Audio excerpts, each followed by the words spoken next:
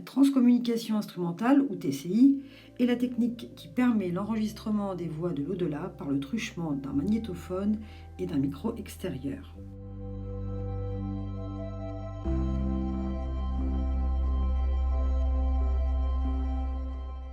En 1920, Thomas Edison, inventeur de l'ampoule électrique, tenta de mettre au point une machine pour converser avec les morts. Voici comment il la présentait à un journaliste l'interrogeant sur le sujet. Je ne prétends pas que notre personnalité passe après la mort dans une autre sphère, pour la bonne raison que nous n'en savons rien du tout. Mais j'espère réussir à construire un appareil dont la sensibilité sera telle que si les essaims d'entités supérieures dont je vous ai parlé survivent, ils auront avec cet appareil un moyen de manifester leur présence qui sera beaucoup plus sûr que les tables et les coups dans les murs.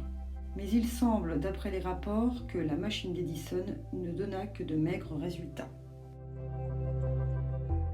En 1952, le franciscain italien Agostino Gemelli enregistre par hasard sur un magnétophone la voix de son père décédé depuis longtemps.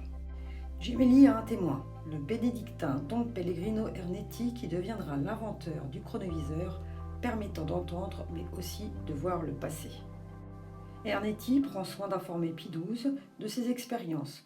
Le chronoviseur ouvre ainsi la voie à la machine à voyager dans le temps.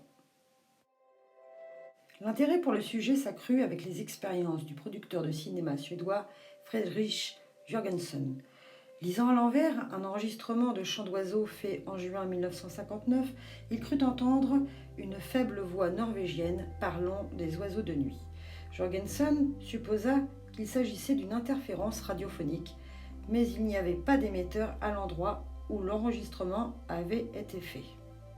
Il continua les essais chez lui et capta d'autres voix, dont celle de sa mère. Il reçut l'appui du parapsychologue Hans Bender, qui se déclara en faveur d'une origine paranormale.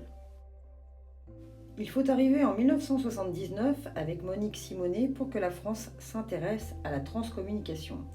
Monique est considérée comme la pionnière de la TCI en France. Elle a écrit plusieurs ouvrages relatant cette méthode de communication avec l'au-delà.